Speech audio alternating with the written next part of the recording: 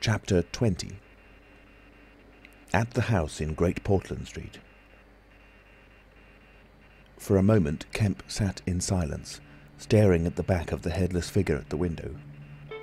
Then he started, struck by a thought, rose, took the invisible man's arm, and turned him away from the outlook. "You're tired," he said, "and while I sit, you walk about. Have my chair."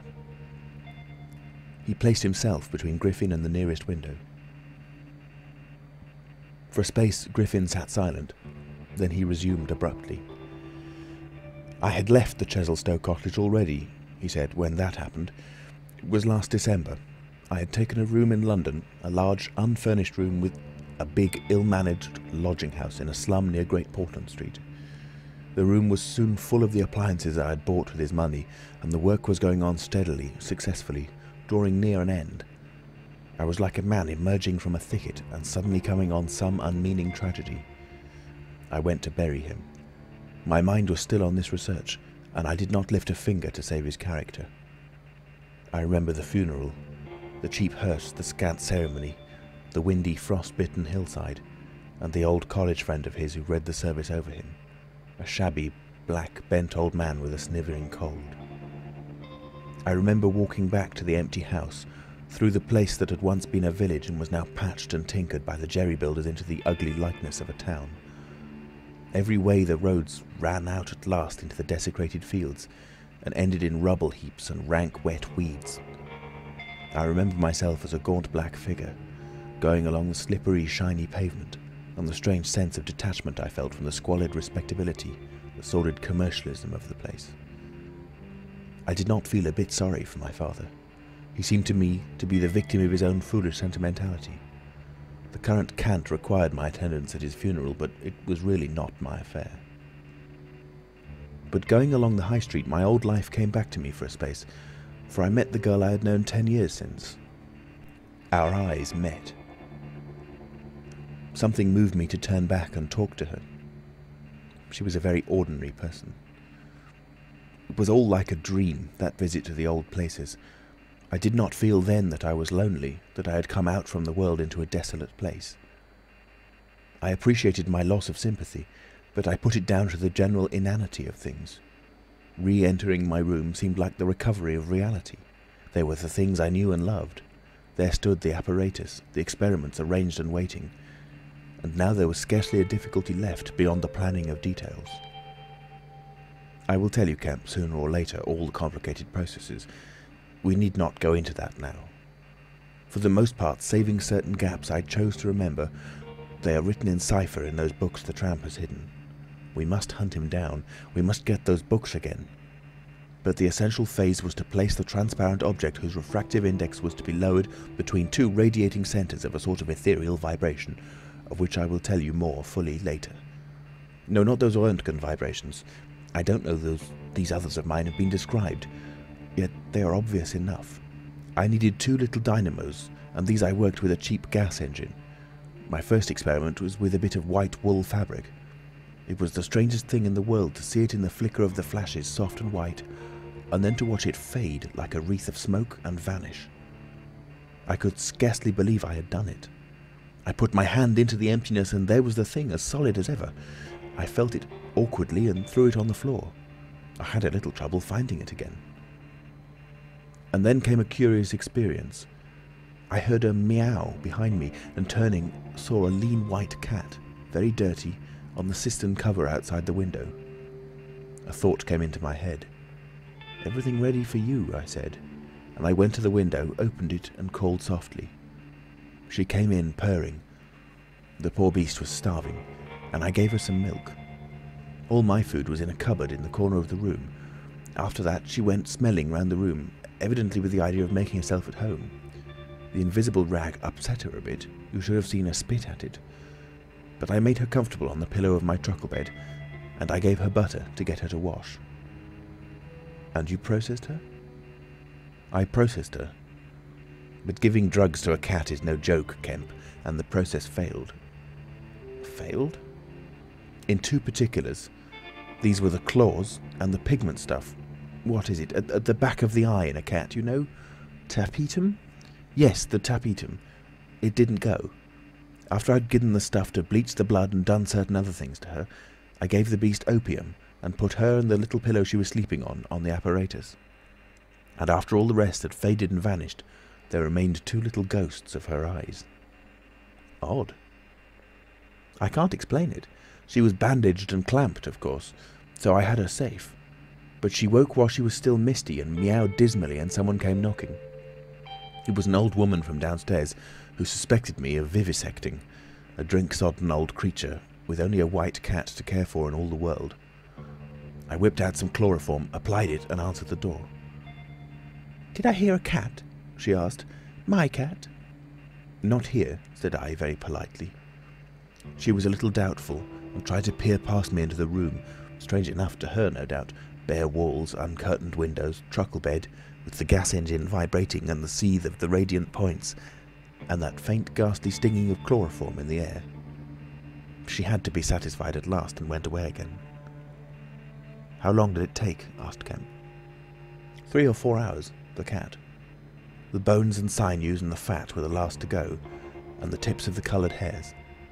And, as I say, the back part of the eye, tough, iridescent stuff that it is, wouldn't go at all. It was night outside long before the business was over, and nothing was to be seen but the dim eyes and the claws. I stopped the gas engine, felt for and stroked the beast, which was still insensible, and then, being tired, left it sleeping on the invisible pillow, and went to bed. I found it hard to sleep. I lay awake thinking weak, aimless stuff, going over the experiment over and over again, or dreaming feverishly of things growing misty and vanishing about me until everything, the ground I stood on, vanished. And so I came to that sickly falling nightmare one gets. About 2, the cat began meowing about the room. I tried to hush it by talking to it, and then I decided to turn it out. I remember the shock when I had striking a light. They were just the round eyes shining green, and nothing round them. I would have given it milk, but I hadn't any. It wouldn't be quiet, it just sat down and meowed at the door. I tried to catch it with the idea of putting it out of the window, but it wouldn't be caught. It vanished. Then it began meowing in different parts of the room. At last I opened the window and made a bustle. I suppose it went out at last. I never saw any more of it. Then, heaven knows why, I fell thinking of my father's funeral again, and the dismal windy hillside until the day had come. I found sleeping was hopeless, and locking my door after me, wandered out into the morning streets. "You don't mean to say there's an invisible cat at large?" said Kemp. "If it hasn't been killed," said the Invisible Man. "Why not?" "Why not?" said Kemp. I didn't mean to interrupt. "It's very probably been killed. It was alive 4 days afterwards. I know, and down a grating in Great Titchfield Street, because I saw a crowd round the place trying to see whence the meowing came." He was silent for the best part of a minute. Then he resumed abruptly. "I remember that morning before the change very vividly. I must have gone up Great Portland Street. I remember the barracks in Albany Street and the horse soldiers coming out, and at last I found the summit of Primrose Hill. It was a sunny day in January, one of those sunny, frosty days that come before the snow this year. My weary brain tried to formulate the position, to plot out a plan of action. I was surprised to find, now that the prize was within my grasp, how inconclusive its attainment seemed. As a matter of fact, I was worked out. The intense stress of nearly 4 years' continuous work left me incapable of any strength of feeling. I was apathetic, and I tried in vain to recover the enthusiasm of my first inquiries, the passion of discovery that had enabled me to compass even the downfall of my father's grey hairs. Nothing seemed to matter. I saw pretty clearly this was a transient mood due to overwork and want of sleep, and that either by drugs or rest it would be possible to recover my energies. All I could think clearly was that the thing had to be carried through. The fixed idea still ruled me, and soon, for the money I had was almost exhausted. I looked about me at the hillside with children playing and girls watching them, and tried to think of all the fantastic advantages an invisible man would have in the world. After a time I crawled home, took some food and a strong dose of strychnine, and went to sleep in my clothes on my unmade bed.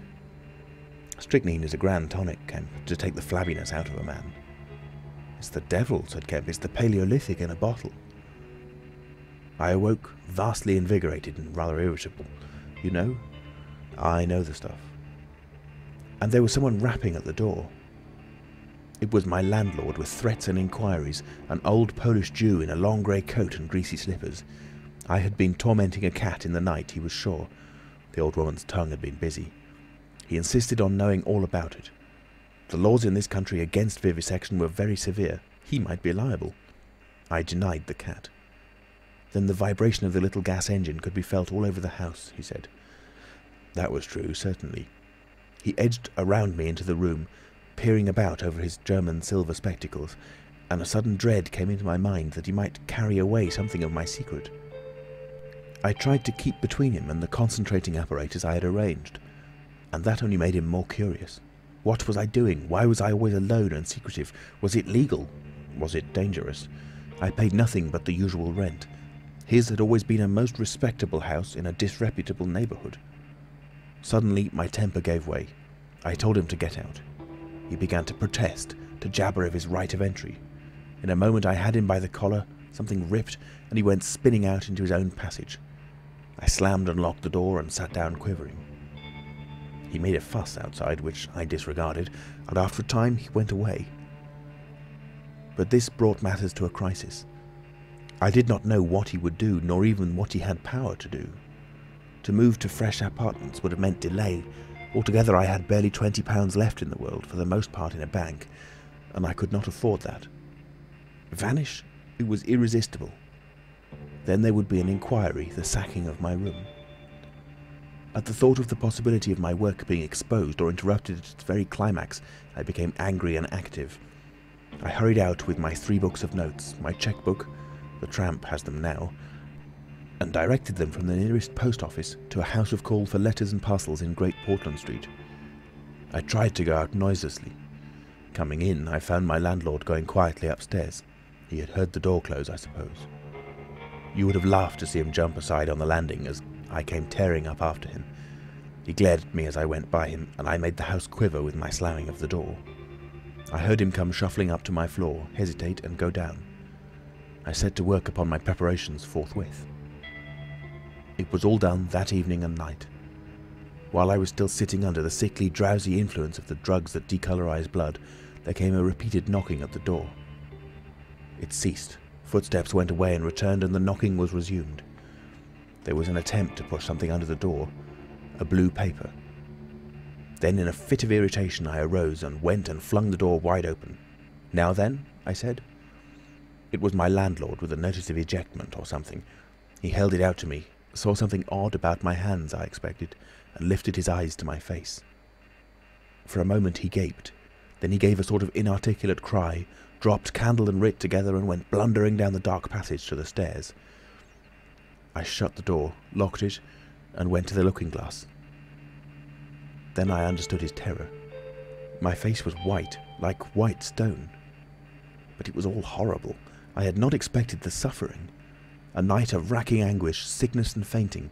I set my teeth, though my skin was presently afire, all my body afire, but I lay there like grim death. I understood now how it was that the cat had howled until I chloroformed it. Lucky it was I lived alone and untended in my room. There were times when I sobbed and groaned and talked, but I stuck to it. I became insensible and woke languid in the darkness. The pain had passed. I thought I was killing myself, and I did not care. I shall never forget that dawn, and the strange horror of seeing that my hands had become as clouded glass, and watching them grow clearer and thinner as the day went by, until at last I could see the sickly disorder of my room through them, though I closed my transparent eyelids. My limbs became glassy. The bones and arteries faded, vanished, and the little white nerves went last. I gritted my teeth and stayed there to the end. At last only the dead tips of the fingernails remained, pallid and white, and the brown stain of some acid upon my fingers. I struggled up. At first I was as incapable as a swathed infant, stepping with limbs I could not see. I was weak and very hungry. I went and stared at nothing in my shaving glass, at nothing save where an attenuated pigment still remained behind the retina of my eyes, fainter than mist. I had to hang onto the table and press my forehead against the glass. It was only by frantic effort of will that I dragged myself back to the apparatus and completed the process. I slept during the forenoon, pulling the sheet over my eyes to shut out the light, and about midday I was awakened again by a knocking. My strength had returned. I sat up and listened and heard a whispering. I sprang to my feet and, as noiselessly as possible, began to detach the connections of my apparatus and to distribute it about the room so as to destroy the suggestions of its arrangement. Presently the knocking was renewed and voices called, first my landlord's and then 2 others. To gain time, I answered them. The invisible rag and pillow came to hand, and I opened the window and pitched them out onto the cistern cover. As the window opened, a heavy crash came at the door. Someone had charged it with the idea of smashing the lock, but the stout bolts I had screwed up some days before stopped him. That startled me, made me angry. I began to tremble and do things hurriedly. I tossed together some loose paper, straw, packing paper and so forth in the middle of the room and turned on the gas. Heavy blows began to rain upon the door. I could not find the matches. I beat my hands on the wall with rage. I turned the gas again, stepped out of the window on the cistern cover, very softly lowered the sash and sat down, secure and invisible but quivering with anger to watch events. They split a panel I saw, and in another moment they had broken away the staples of the bolts and stood in the open doorway. It was the landlord and his 2 stepsons, sturdy young men of 3 or 4 and 20. Behind them fluttered the old hag of a woman from downstairs. You may imagine their astonishment to find the room empty. One of the younger men rushed to the window at once, flung it up and stared out. His staring eyes and thick-lipped bearded face came a foot from my face. I was half-minded to hit his silly countenance, but I arrested my doubled fist. He stared right through me. So did the others as they joined him. The old man went and peered under the bed, and they all made a rush for the cupboard. They had to argue about it in length in Yiddish and Cockney English. They concluded I had not answered them, that their imagination had deceived them.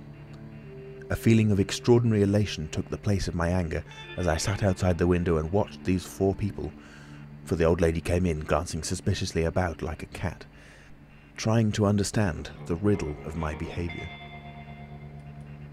The old man, so far as I could understand his patois, agreed with the old lady that I was a vivisectionist. The sons protested in garbled English that I was an electrician and appealed to the dynamos and radiators. They were all nervous about my arrival, although I found subsequently that they had bolted the front door. The old lady peered into the cupboard and under the bed, and one of the young men pushed up the register and stared up the chimney. One of my fellow lodgers, a costermonger who shared the opposite room with a butcher, appeared on the landing, and he was called in and told incoherent things. It occurred to me that the radiators, if they fell into the hands of some acute, well-educated person, would give me away too much, and watching my opportunity I came into the room and tilted one of the little dynamos off its fellow on which it was standing, and smashed both apparatus. Then, while they were trying to explain the smash, I dodged out of the room and went softly downstairs. I went into one of the sitting rooms and waited until they came down, still speculating and argumentative, all a little disappointed at finding no horrors, and all a little puzzled how they stood legally towards me. Then I slipped up again with a box of matches, fired my heap of paper and rubbish, put the chairs and bedding thereby, led the gas to the affair by the means of an india-rubber tube, and waving a farewell to the room, left it for the last time. "You fired the house?" exclaimed Kemp. "Fired the house. It was the only way to cover my trail, and no doubt it was insured. I slipped the bolts of the front door quietly and went out into the street. I was invisible, and I was only just beginning to realize the extraordinary advantage my invisibility gave me. My head was already teeming with plans of all the wild and wonderful things I now had impunity to do. End of chapter 20.